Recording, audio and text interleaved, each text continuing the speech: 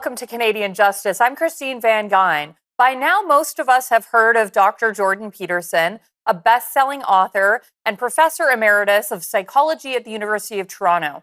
Dr. Peterson is a polarizing figure whose career now focuses on social and political commentary rather than the active practice of psychology. That polarization has resulted in a number of complaints made against Dr. Peterson by members of the public. The complaints were triggered by people Dr. Peterson had never treated, to the College of Psychologists, about comments Dr. Peterson had made about politics, public figures, the Freedom Convoy, and climate change. While provocative, these statements do not relate to the practice of psychology, but nevertheless, the college conducted an investigation and found Dr. Peterson's statements violated the Code of Ethics and the standards of professional conduct. The college ordered Dr. Peterson to complete an education program to address what they called issues regarding professionalism in public statements.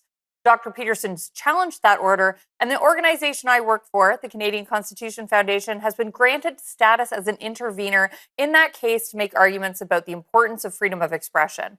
Here today to talk about that case are the CCF's executive director, Joanna Baron, and the lawyer representing the CCF, George Avraam. Thank you both so much for joining me. I'm really excited to talk about this case. Joanna, what can you tell me about these statements that were made by Dr. Peterson and about the complaints themselves?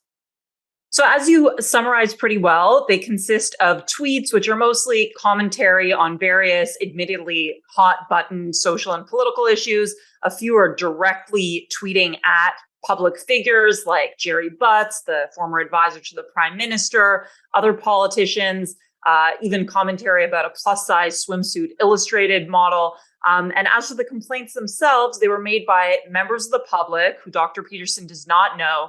And as I understand, these members of the public directly tweeted at the college, saying you should look at these tweets in 2021 and 2022.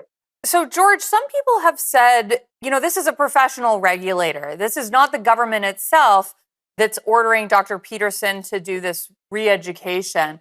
But his challenge relates to the charter right to freedom of expression. And some people have said, why does the right to freedom of expression even apply in this case?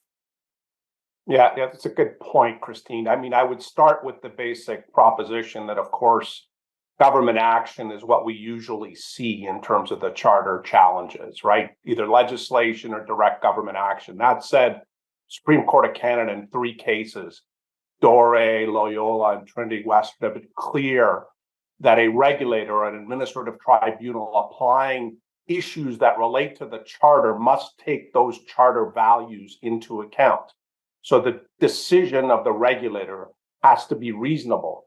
That said, again, it has to focus on balancing the statutory mandate that they have with the charter, and not just balancing it, but you got to give full weight to the charter values. And that's where the challenge here is, saying Dr. Peterson is saying, and we're supporting this, that you're not giving enough effect to freedom of expression when you are dealing with off-duty conduct or off-duty expressive conduct, as this case may apply. Yeah, because of course this conduct was not in the context of a relationship between a patient Dr. Peterson was treating. It was just public statements he made, mostly on social media and on some podcasts. Joanna, what more do we know about the actual re-education, as Dr. Peterson has called it? What are they asking him to do? So as we know, the college concluded that the statements could be reasonably viewed as unprofessional. And so their remedy was to order Dr. Peterson to participate in a remedial program, which consists of coaching sessions. And the stated purpose of the coaching sessions is to reflect on and improve his professionalism in public statements. And importantly, he's at risk of losing his license if he doesn't complete the sessions, which he said he has no intention of doing. And that characterization of re-education, I know that's a polarizing word that, of course, he picked intentionally. But in my opinion, I don't know about yours, Joanna, it certainly seems like re-education is what's happening here. Well, yes. And as somebody who's obsessed with the Soviet era, Dr. Peterson, it particularly, triggers him. So I understand his reticence. We've got to go to commercial break. But when we come back, I want to talk about what George brought up, this notion of off-duty conduct and how the regulator here, the college, is attempting to regulate this off-duty conduct. We will be right back.